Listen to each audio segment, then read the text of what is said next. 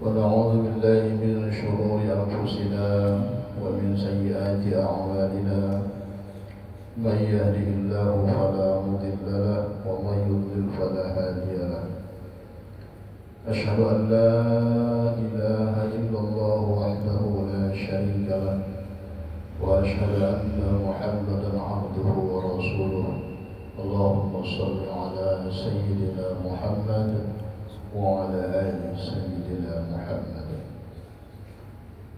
سبحانك لا علم لنا إلا ما علمتنا إنك أنت العليم الحكيم رب اشرح لي صدري ويسر لي أمري واحلل عقدة من لساني يفقهوا قولي. Bersyukur kita kepada Allah Subhanahu wa taala. Tiada yang layak tempat bersyukur kecuali kepada Allah atas segala nikmat yang Allah berikan kepada kita, wabil khusus nikmat iman, sehingga dengan iman ini kita istiqomah hadir ke majlis ini, tentu dengan harapan semoga dengan duduk di majlis ini Allah tambah ilmu kita, kemudian Allah istiqomahkan kita taat kepada Allah Subhanahu wa taala. Shalawat berangkaikan salam wajib kita sampaikan kepada junjungan alam, karena sebelum ada alam ini yang mula-mula Allah ciptakan itu adalah nurnya, nur baginda Muhammad sallallahu alaihi wasallam. Dari nur itulah tercipta segala sesuatu ini, termasuklah diri kita. Maka wajiblah kita bersolawat kepada beliau. Mudah-mudahan dengan senantiasa kita bersolawat, kemudian mentaati ajaran-ajaran beliau, kita mendapatkan syafaatnya di yaumil akhir kelak. Amin ya rabbal alamin. Yang saya hormati Imam Masjid An-Nur beserta pengurus, bapak-bapak, ibu-ibu, para jamaah yang dirahmati Allah Subhanahu wa taala. Alhamdulillah, Allah masih panjangkan umur kita, dipertemukan Allah kita kembali pada hari ini, menyambung daripada kajian kita beberapa bulan yang lalu, yaitu tentang hakikat kematian. Kalau cerita tentang kematian banyak yang takut. Banyak yang takut mungkin karena istrinya masih cantik, suaminya masih ganteng, atau hartanya banyak, rumah kontrakannya banyak, atau bisnisnya banyak. Dia bercerita mati, takut dia. Tapi bagi orang yang telah mengenal Allah, cerita hal tentang kematian adalah sesuatu yang mengasyikkan.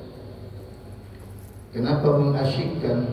Karena dia sudah mengenal ketika berbicara tentang kematian, maka pasti dia akan berbicara tentang sesuatu yang penuh tipu daya, sesuatu yang baru, dan akan berbicara dengan sesuatu tempat yang kekal. Karena kematian itu adalah awal kehidupan yang sesungguhnya. Jadi proses kematian itu adalah awal kehidupan yang sesungguhnya. Sedangkan kehidupan kita di alam dunia ini adalah kehidupan yang semu, yang bersifat sementara. Wa mal hayatud dunya illa mata'ul ghurur. Tidaklah kehidupan dunia itu melainkan kesenangan yang menipu, yang melalaikan. Maka Bapak Ibu yang rahmati Allah Subhanahu wa taala, seorang yang bijaksana, kata Rasulullah sallallahu alaihi wasallam, adalah orang yang selalu mengoreksi dirinya. Setiap waktu dikoreksi dirinya terus-menerus, dan dia bersiap menghadapi kematian. Jadi bukan takut kepada kematian. Jadi orang yang bijaksana itu, kata Nabi, adalah orang yang selalu mengoreksi dirinya dan bersiap menghadapi kematian. Sedangkan orang yang bodoh adalah orang yang selalu menuruti hawa nafsunya dan mengharapkan berbagai macam harapan kepada Allah. Mau ini, mau itu, bikin ini, bikin itu, nanti segini jadi ini, begini. Berbagai macam harapan urusan duniawi. Mau jadi RT, sudah jadi RT, mau jadi RW, mau jadi RW, jadi lurah, habis lurah camat jadi ini, jadi seperti itu. Jadi orang yang bijaksana itu bagaimana dia selalu mengoreksi dirinya dan bersiap menghadapi kematian itu. Tentu menghadapi kematian itu dipersiapkannya bekalnya untuk ke tempat yang tidak pernah lagi binasa. Pulang kampung, kampung kita bukan di sini. Jadi kampung kita bukan di alam zahir, kampung kita bukan di alam baharu, tapi kampung kita adalah di kampung yang dikekalkan Allah. Kampung yang dikekalkan Allah. Kenapa bahasanya dikekalkan? Karena yang kekal itu hanya Allah saja, selain Allah tidak kekal. Selain Allah tidak kekal. Surga sama neraka itu juga tidak kekal, tetapi dikekalkan Allah. Begitu bahasanya. Jadi bukan surga nerakanya yang kekal, tapi Allahnya yang kekal. Maka surga neraka itu dikekalkan Allah. Begitu bahasa tauhid. Bapak Ibu yang rahmati Allah Subhanahu wa taala, setiap kita pasti akan menemukan kematian, pasti. Jadi makanya tak ada sesuatu yang ditakuti dengan kematian. Seharusnya kematian itu bukan yang ditakuti. Tapi kenapa sekarang ini muncul ketakutan dalam diri kita ketika berbicara tentang kematian? Ini yang kita khawatir. Ini yang kita khawatir. Allah telah tancapkan dalam hati kita ini yang namanya penyakit al-wahan. Ditanya sahabat, apa itu al-wahan ya Rasulullah? Al-wahan itu hubbud dunya wa karahiyatul maut. Cinta dunia dan tak suka dengan mati. Benci dia dengan kematian. Padahal kita bukan mati. Kita tidak mati, hanya mengalami proses perpindahan alam saja. Kalau kita mati selesailah cerita.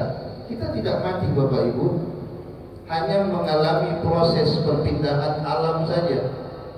Dari alam binasa menuju alam yang tidak binasa. Dari alam baharu menuju alam yang dikekalkan Allah. Masa kita tidak mau ke alam yang dikekalkan Allah? Di sana kita hidup selama-lamanya. Di sana kita muda selama-lamanya. Tak ada tuanya di sana. Sedangkan di sini kita mengalami tua, kita mengalami sakit, kita mengalami susah. Di sana tak ada yang susah. Di surga itu tak ada yang tua, tak ada yang susah, tak ada yang sakit.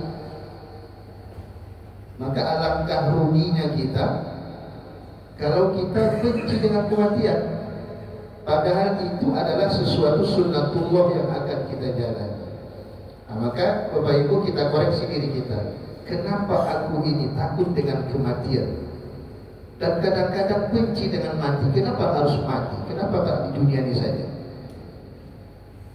Padahal kalau kita mengoreksi diri kita, lihatlah diri kita.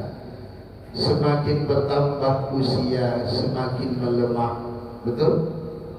Semakin timbul penyakit, habis duit gara-gara untuk berobat saja. Sebentar sakit diabetes, sebentar asam lambung, sebentar darah tinggi, sebentar asam urat, sebentar rematik. Betul? Kalau orang yang bijaksana, oh betapa capeknya hidup di dunia ini. Kalau dia bijaksana, capek hidup di dunia ini. Dicarinya harta dari pagi sampai sore. Ada yang masuk sore pulang pagi. ada yang buka usaha 24 jam gantian mereka jaganya. Habis suaminya, istrinya, habis istrinya, anaknya, tak ada tutup warungnya. Apa yang dikejar? Yang dikejar hanya kehidupan yang fata morgana saja. Tapi mereka tidak berpikir capek hidup di dunia ini.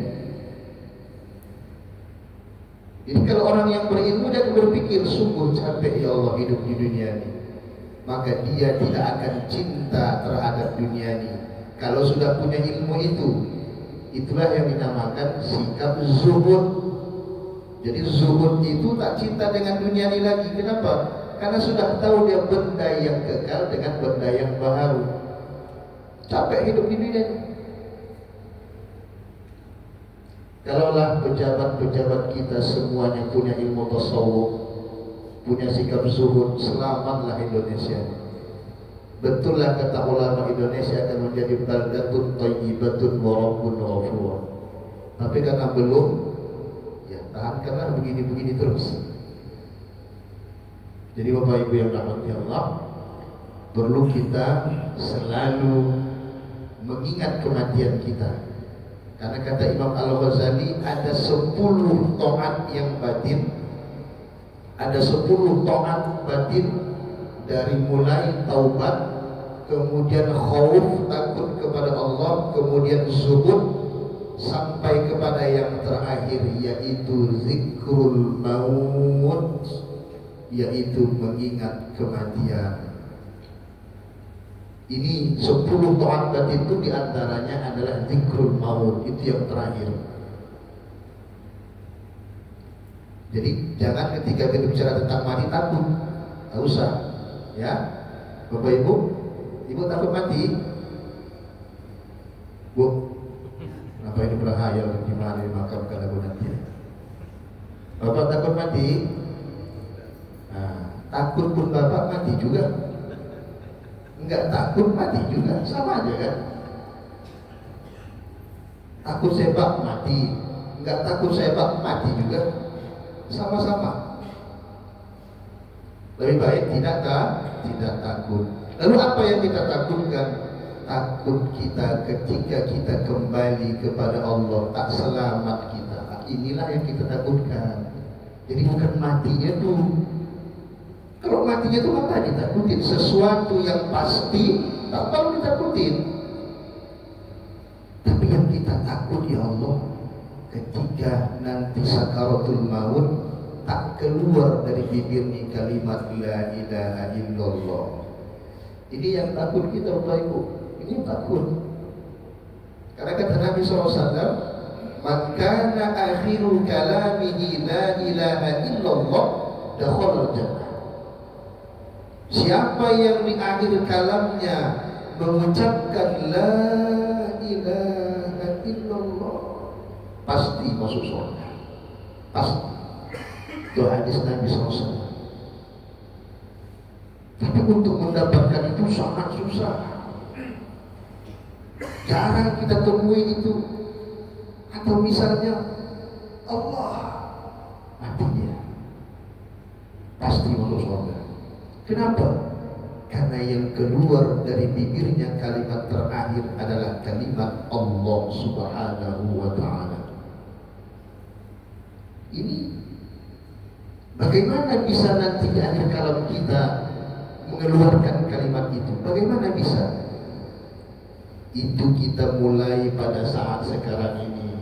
Lagi sehat kita, lagi ada waktu, jangan sia-siakan waktu menuntut ilmu, jangan sia-siakan waktu untuk beramal soleh, jangan sia-siakan waktu untuk berzikir.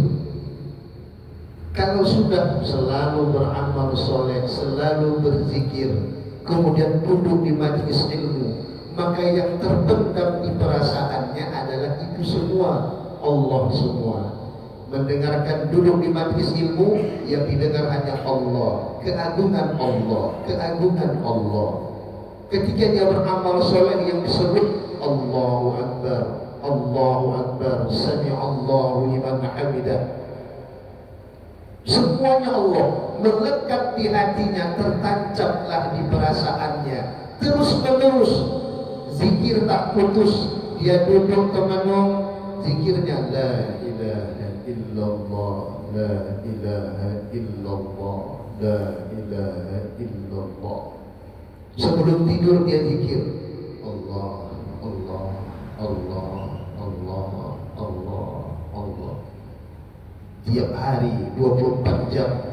Alladzina yadhkuruna Allah qiyaman wa qu'udan wa 'ala junubihim wa yatafakkaruna fi khalqis samawati wal ardh.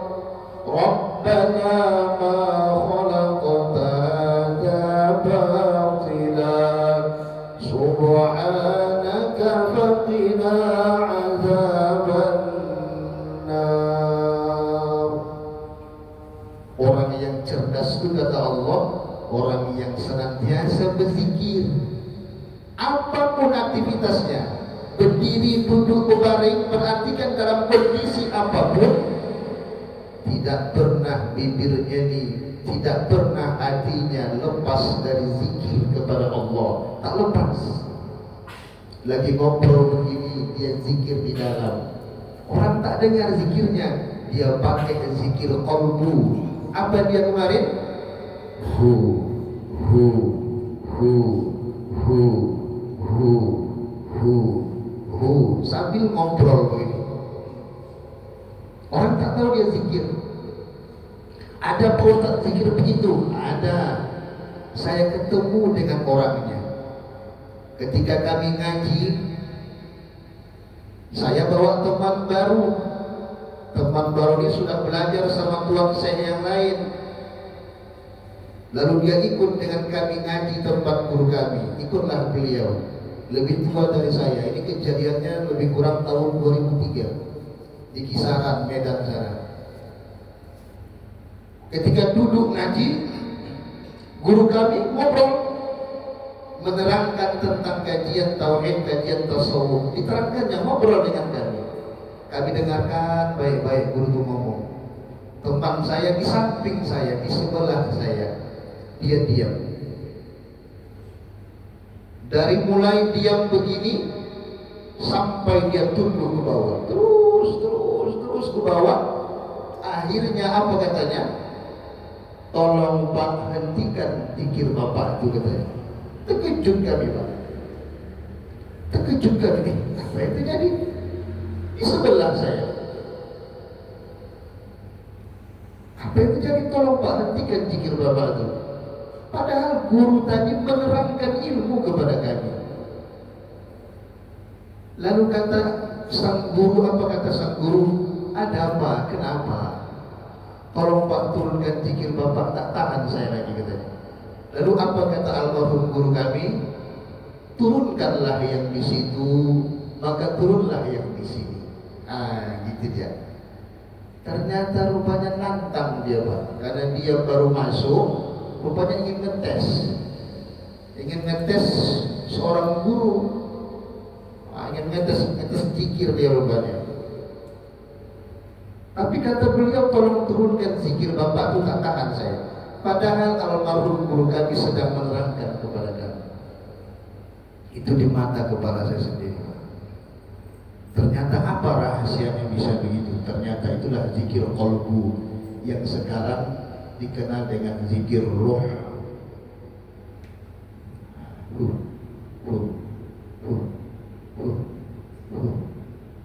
Di dalam dia, jadi tak terhalang, tidak terhalang dia. Tapi ini kalangan tasawuf ya, kalangan ahli tauhid. Kalau kalangan fikih tak terima nih, apa artinya itu katanya? Kita nggak hubung, kita tidak ada benturkan dengan itu. Kita masalah tasawuf yang kita bahas. Itu yang terjadi, Bapak Ibu yang rahmati Allah. Jadi ada zikir rahasia, itu zikir sir itu, itulah itu. Jadi kalau orang yang senantiasa mengenang Allah, tidak berhenti dia berzikir kepada Allah, tak berhenti dia memikirkan penciptaan dirinya, sehingga nanti yang keluar dari mulutnya, ya Rabbana, tidaklah kau jadikan semua sia-sia ya Allah. Muncullah syukur. Dan syukur itu adalah salah satu taat batin, kata Imam Al-Ghazali. Muncullah syukur. Alhamdulillah, Alhamdulillah, Alhamdulillah ya Allah, Engkau berikan aku ilmu ini ya Allah. Alhamdulillah ya Allah, Engkau istiqomahkan bibir ini berzikir ya Allah. Alhamdulillah ya Allah, Engkau istiqomahkan hati ini berzikir ya Allah kepadamu. Itulah ucapan syukur dari orang ahli zikir. Bapak Ibu yang rahmati Allah Subhanahu wa taala. Jadi ketika qalbunya zikrullah, senantiasa zikir, maka nanti yang keluar dari bibirnya ketika dicabut Allah nyawanya, keluarlah ucapan itu, la ilaha illallah. Inilah yang Allah panggil tuh, ya ayyatuhan nafsul mutmainnah. Wahai jiwa yang tenang, hati dia akan tenang kalau selalu zikir, selalu ingat Allah. Harta tak bisa bikin tenang, jabatan tak bisa bikin tenang, teman tak bisa bikin tenang. Tapi kalau mengingat Allah, mengenang Allah, hati ini akan tentram. Itulah nanti Allah panggil. Ridholah dia dengan kematiannya, cabutlah ya Allah. Tak takut lagi dia anaknya makan apa, tak takut dia istrinya mau kawin sama siapa, tak lagi terpikir dia hartanya mau diperebutkan ahli waris, terserahlah situ.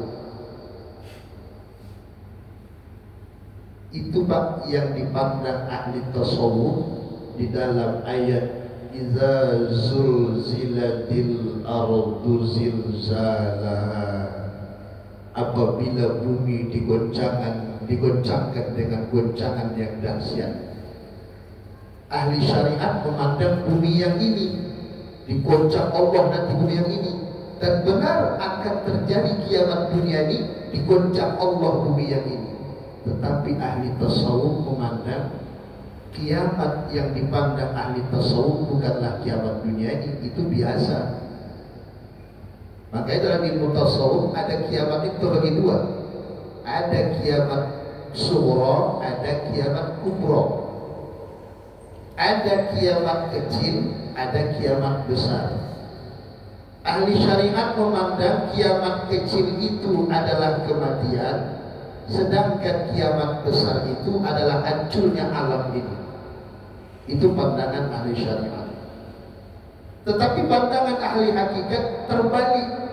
Di balik mereka, kiamat kubra itu adalah mati, sedangkan kiamat sughra adalah hancurnya alam ini. Jadi hancurnya alam ini dalam pandangan orang-orang ahli tasawuf kecil, dan yang besar itu dalam pandangan ahli tasawuf adalah kematian. Kenapa demikian?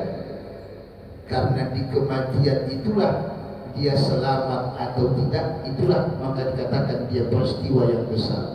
Hancurnya dunia ini tak usah kita ini, dan tak nampak kita nanti Pak dunia ini hancur. Kenapa? Karena yang menyaksikan hancurnya alam ini adalah orang-orang kafir. Kita sudah mati duluan.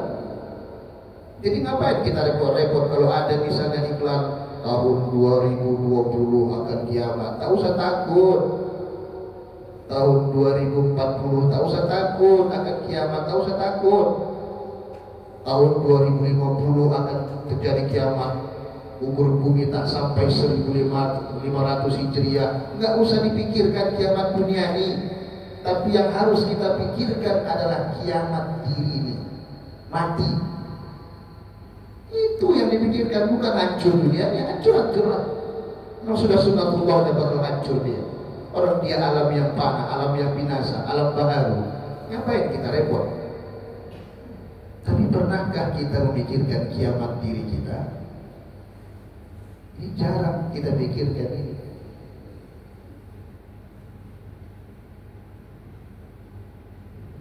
Ya Bapak Ibu,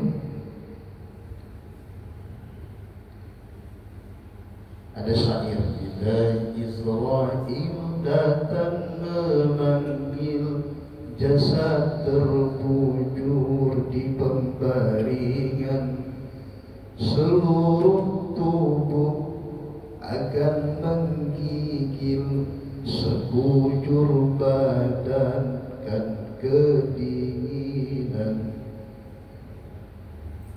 Tak ada lagi gunanya harta, kawan karib, sanak saudara, jikalah ada amal di dunia, itulah hanya pembela kita. Janganlah mau disanjung-sanjung, engkau digelar manusia agung.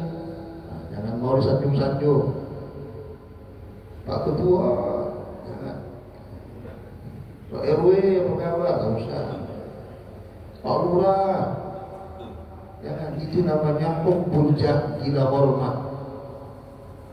Gila hormat, hubbul jah itu maksiat batin itu. Orang yang suka dipanggil-panggil itu, ya, dihormat-hormat itu maksiat batin, bahaya hati. Nggak usah senang dipanggil ketua, ketua, ketua. Wah, kempang hidungnya, main telinganya bergerak-gerak kupingnya. Ibu kepala, Bu Lurah, Bu Camat, janganlah mau disanjung-sanjung, engkau digelar manusia agung. Sadarlah diri, tahu diuntung, tahu diuntung sebelum masa keranda diusung. Camat mati, wali kota mati, anggota dewan mati, apalagi RW sama RT mati lah. Ustadz mati, Ustadz mati, jangan takut, Ustadz mati juga. Jangan marah RT RW. Ustadz mati, kiai mati. Yang hidup itu hanya Allah. Kan Allah itu punya sifat hayat. Mustahil Allah itu maut. Mustahil Allah itu mati. Jadi yang hidup itu hanya Allah. Kita ini kan dihidupkan Allah. Jadi kita tidak layak untuk mempertahankan hidup ini. Jangan dulu ya Allah, anakku masih kecil-kecil, tak layak, tak boleh. Jangan dulu ya Allah, istriku masih cantik ya Allah, jangan ya Allah, aku tak rela dia kawin dengan berondong, tak ada itu. Jangan ya Allah, jangan kecabut lagi Allah, takut lagi Allah, suamiku kawin lagi ya Allah, tak ada itu Bu. Tak usah pikirkan, kalau mati-mati saja lah. Nanti pikirkan bapak kawin lagi, tak usah. Payah gara-gara itu tak selamat nanti ketika mau mati, tak jadi, payah matinya. Sedangkan mau keluar dari sini ini lafaz la ilaha illallah. Macam mana mau keluar? Yang tersimpan di sini lapang yang tersimpan. Tak boleh ini, bahaya nanti. Surah At-Taubah ayat 24. Qul in kana aba'ukum wa abna'ukum wa ikhwanukum wa azwajukum wa ashiratukum wa amwalun iqtaraftumuha wa tijaratun takhshawna kasadaha wa masakinu tardawnaha. 8. Ayah-ayahmu, nenek moyang bangga dengan kakekku, atauku begini, ayahku bangga ini. Simpan ini. Wa abna'ukum, anak-anak, saudara-saudara, istri-istri, kalau perempuan suaminya, kaum kerabat, paman, wawang, bibi, tante dan sebagainya.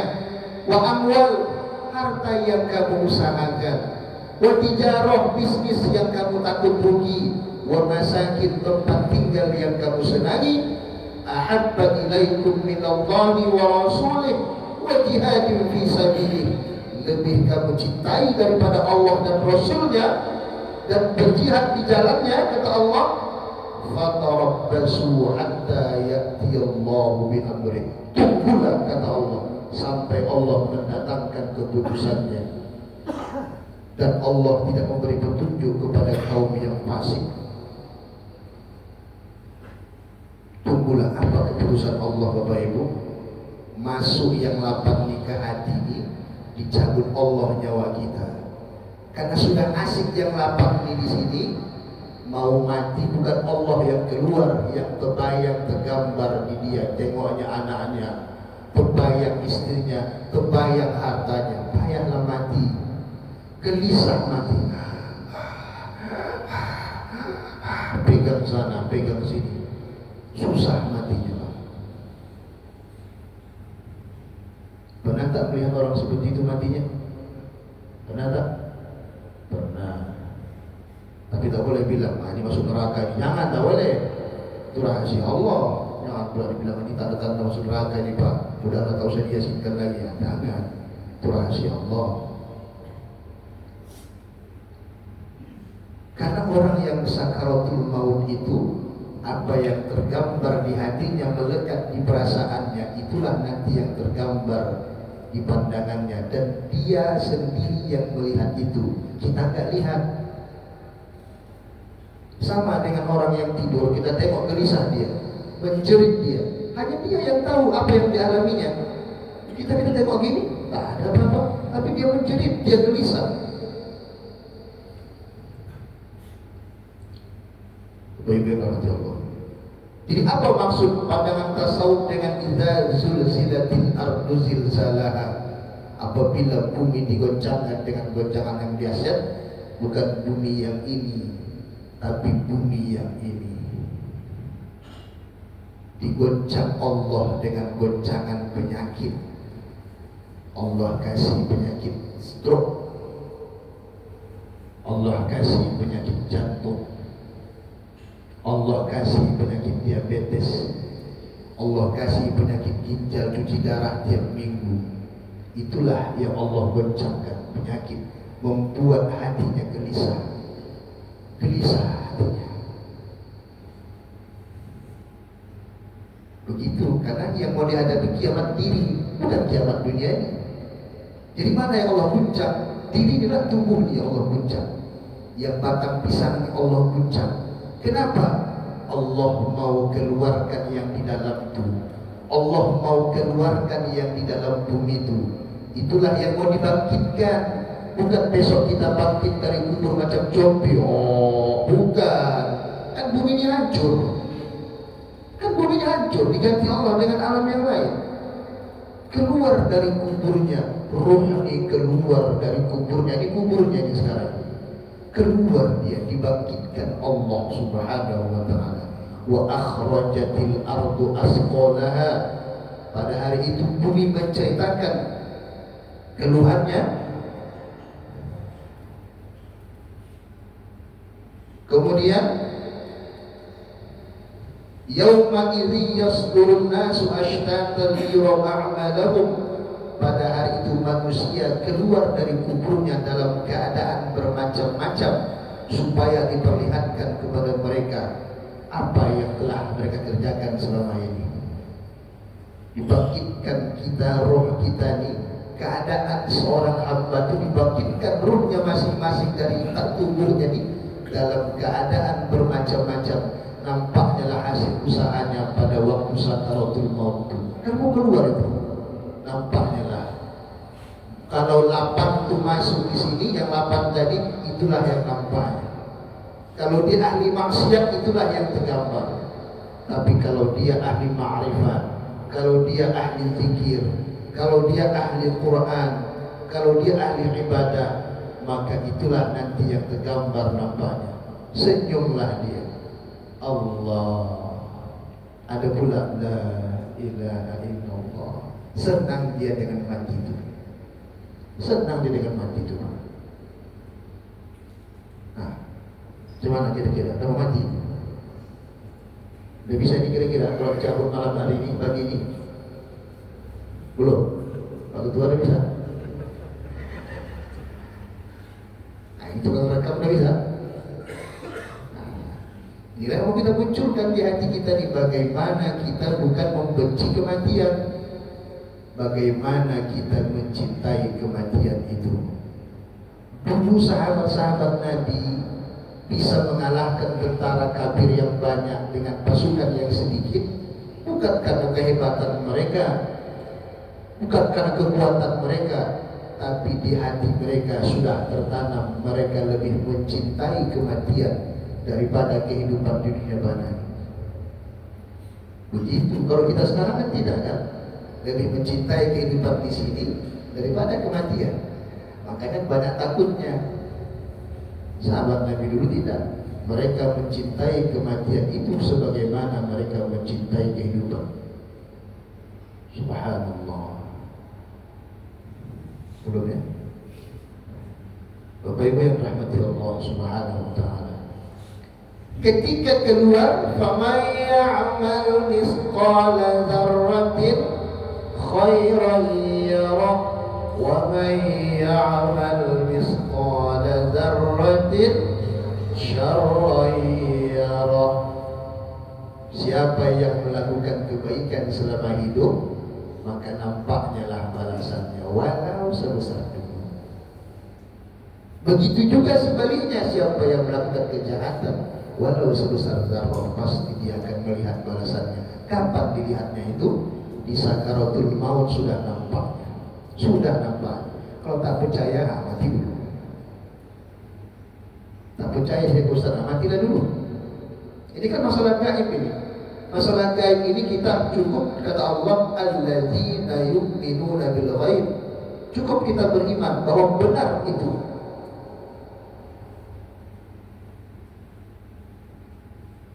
Yang merasakan itu hanya yang mau mati saja. Bapak Ibu yang rahmati Allah Taala. Maka dari itu, supaya di akhir hayat kita keluar ucapan la ilaha illallah, pertama banyak duduk di majlis ilmu. Jangan lupakan ini, jangan sia-siakan ya Pak ya. Kecuali memang terdesak, ada kebutuhan memang bekerja, ada yang sakit, bolehlah silakan. Tapi kalau tak ada, duduklah di majlis ilmu. Kenapa? Majlis ilmu itu adalah bentuk daripada zikrullah. Kemudian istiqomah salat 5 waktu, istiqomah salat qabliyah dengan ba'diyah, istiqomah salat sunnah qiyamul lail, istiqomah walaupun tak dapat tiap malam, minimal seminggu sekali, minimal. Kalau dapat pula tiap malam, bagus. Usahakan. Kemudian bagaimana untuk munculkan itu? Biasakan berbaik sangka dengan Allah Subhanahu wa taala. Baik sangka saja dengan Allah, maka hatinya akan lapang. Baik sangka saja. La yamutanna ahadukum wa huwa yuhsinu dhanna billahi azza wa jalla. Jangan kamu mati sebelum kamu berbaik sangka kepada Allah azza wa jalla. Tak bunyi-bunyi juga lama. Tak habis. Baiklah, sambil menunggu bunyi dia, bolehlah bertanya. Nanti saya bertanya kan nanti bunyi nanti dia.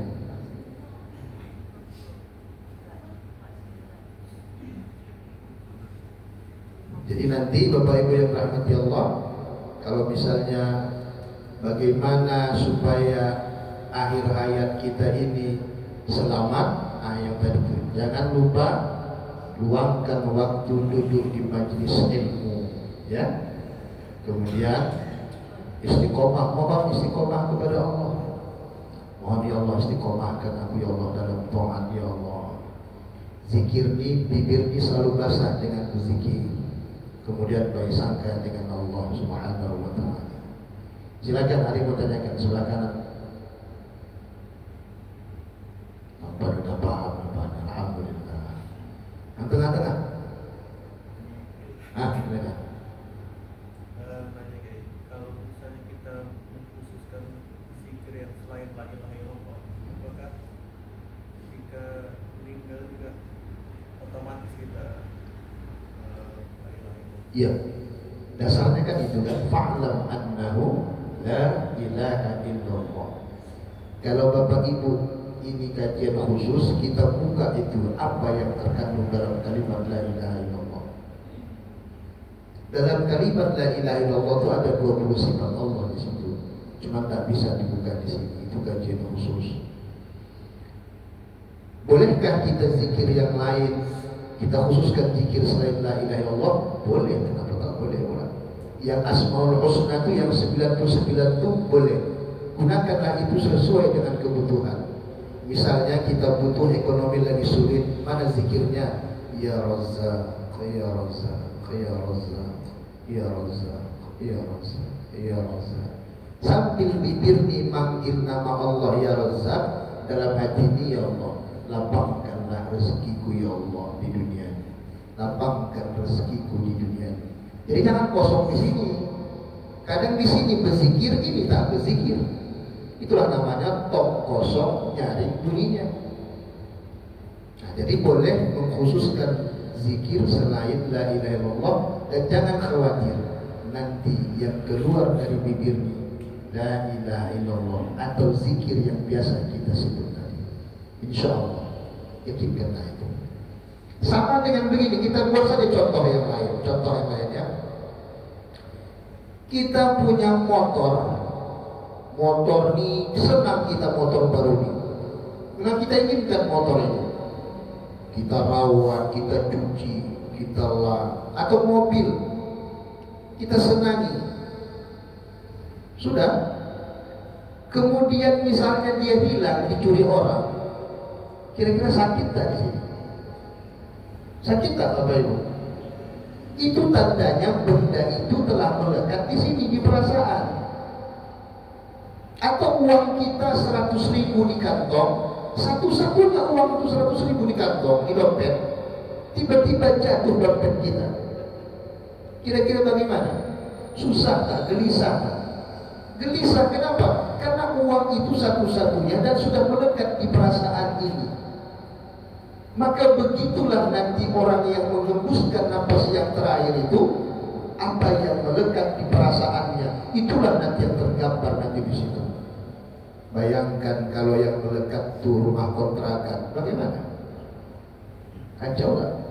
Makanya mana yang melekat, yang biasa kita zikirkan, yang biasa kita amalkan, itulah nanti yang melekat, itulah nanti yang keluar ketika mengembuskan napas yang terakhir. Insya Allah. Ya, jadi silakan khususkan. Bagus. Mulai, kenapa? Yang bertanyakan tuh, saya pernah mendengar curi dalam sholat. Ini pertanyaan fikih sebenarnya ini. Contohnya yang menjawab itu guru fikih. Tapi saya pernah dengar hadis itu. Aswaqun nas sarqatal ladzi yasriqu min sholatihi la yutimmu ruku'aha wala sujudaha wala khusyu'aha. Kalau tak silap saya itu hadis. Nanti kalau salah nanti alhamdulillah lapang hati. Lapang saya. Gelisah saya. Takut saya habis materi saya. Nanti tanyakan lagi pada guru fikihnya ya. Pencuri dalam sholat itu kata Nabi la yutimmu ruku'aha wala sujudaha wala khusyu'aha. Tak sempurna rukuknya, sujudnya dan khusyuknya.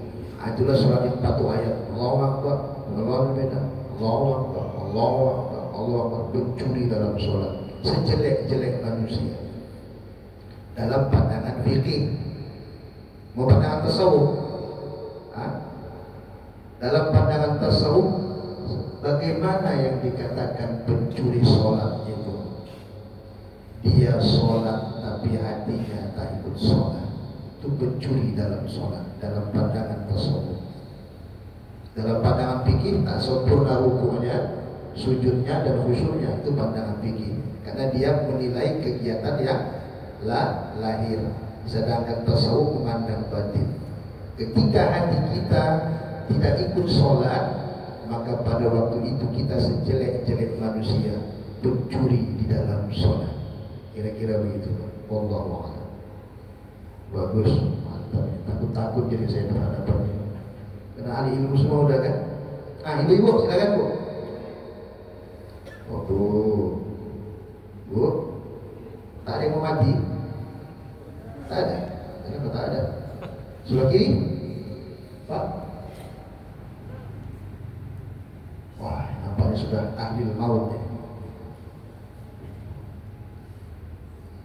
Cukup, kita lewatkan sedikit biar nanti gampang soal-soalnya. Nah, jadi Bapak Ibu yang rahmati Allah, kesimpulannya adalah banyak-banyak ya kita koreksi diri kita, banyak-banyak istighfar, minta ampun kepada Allah. Taat batin itu ada 10 untuk melawan 10 maksiat batin. Kata Imam Al-Ghazali ada 10 maksiat batin, ada 10 juga taat batin.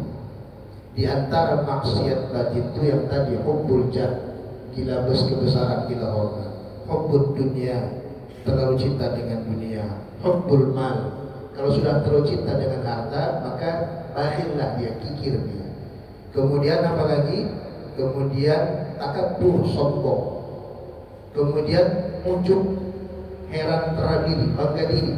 Kemudian ria, pamer. Kemudian ghadab, pemarah, egois. Kemudian dengki. Ini maksiat batin. Nah, diobati dengan yang taat batin yang 10. Di antaranya adalah taubat kepada Allah, senantiasa bertaubat kepada Allah. Bagaimana Pak Ustaz senantiasa bertobat kepada Allah?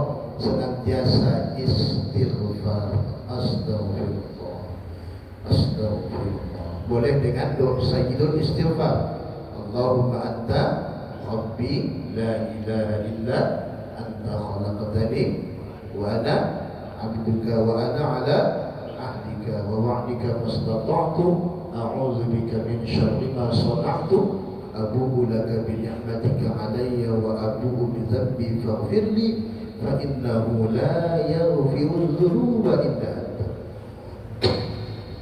Jadi jangan takut ibu bapak dengan dosa-dosa kita.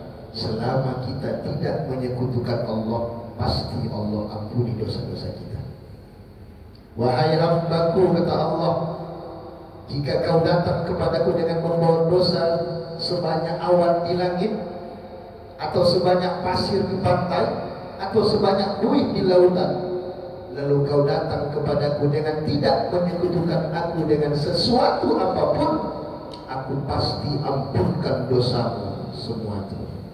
Masya Allah, luar biasa Pak. Subhanallah, memang Allah telah Maha Pengampun. Tapi syaratnya satu saja, jangan sekutukan Allah, baik syirik jali maupun syirik khafi, baik syirik terang maupun syirik samar. Syirik samar ini salah satunya adalah ria. Hati-hati, ria ini syirik samar, pamer, kemudian ingin ibadahnya dilihat oleh orang lain. Ya, ini syirik samar, ini ria ini. Sedangkan tadi kembali kepada Allah dengan tidak menyekutukan Allah dengan sesuatu apapun. Bahkan dalam surah Al-Kahfi Allah ingatkan kita, "Faman kana yarju liqa'a rabbih falya'mal 'amalan shalihan wa la yusyrik bi'ibadati rabbih ahada." Siapa yang berharap berjumpa dengan Allah, hendaklah dia beramal saleh dan jangan dia menyekutukan Allah dengan sesuatu dalam beribadah. Artinya dalam beribadah janganlah terbayang-bayang yang lain. Kalau terbayang, balikkan lagi. Terbayang nanti bisnis, kembalikan lagi. Dengarkan bacaan imam. Wa idza quri'al Qur'an fastami'u lahu wa ansitu la'allakum turhamun. Bila dibaca Al-Quran, dengarkanlah, diamlah agar kamu mendapat rahmat. Dengarkan bacaan imam. Terbayang Pak Ustaz, aku ni Pak Ustaz, bisnisku ni pagi Pak Ustaz, jual lontong ini cuma ini. Lama kali imam ni, panjang kali ayat ini. Kembalikan lagi, dengarkan lagi tadi. Ya setan terus Pak, setan itu kan bukan di luar diri, dia kan bisa masuk ke dalam diri, masuk dia ke dalam. Alladzi yuwaswisu fi sudurin nas, masuk dia ke dalam. Lontong kau kasih itu, kasihan deh lu katanya, kacau.